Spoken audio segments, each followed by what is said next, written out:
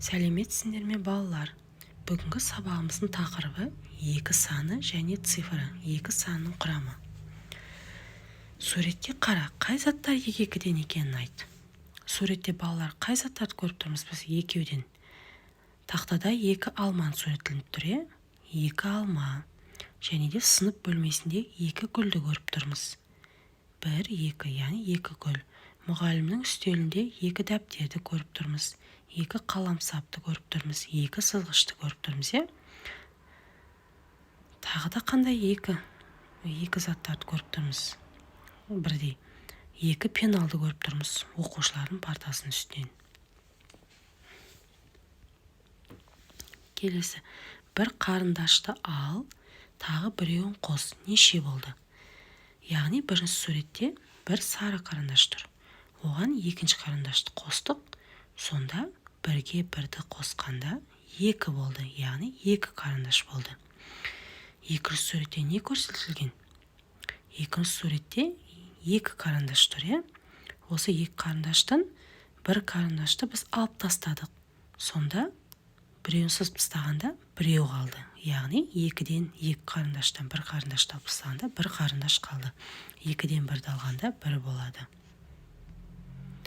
Екінші тапсырма. Суретте екіден берілген заттар бар ма? Қалған суреттегі заттар екеуден болу үшін не істеу керек? Ал балалар, суретке қарайық. Бізде бірінші суретте екі кітап тұр, екіден берілген. Одан кейінгі суретте бір қарындаш тұр. Одан кейін екі бояу тұр, Одан кейін бояу палитрасы тұр. Одан кейін екі қаламсап тұр. Және бір дәптер тұр. Енді бір-бірден екіден берілген заттар ол бізде кітаптар, екі кітап, екі бояу палитрасы және екі қаламсап. Ал қалған суреттерде бір-бірден бір қарындаштан тұр және бір дәптен тұр. Енді осы заттар екеуден болу үшін бір қарындашқа тағы бір қарындашты қосамыз. Сонда екі қарындаш болады. Бір дәптерге тағы бір дәптерді қосамыз. Сонда екі дәптер болады екен. Яғни біреуін тағы қосу арқылы біз екі зат алады екенбіз.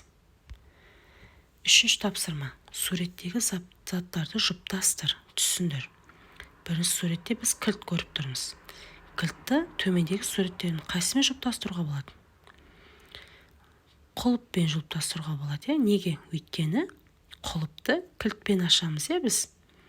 Кілт болмаса құлып жұмыс істемейді. Сондықтан екеуі бірге жұмыс істейді. Жұмыс істегенде екеуін бірге қолданамыз.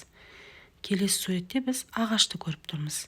Ағашты біз жапырақпен байланыстырамыз, жұптастырамыз. Неге? Өйткені жапырақ ағаштың бір бөлігі болып табылады. Келесі суретте бізде бұлт пен жаңбыр.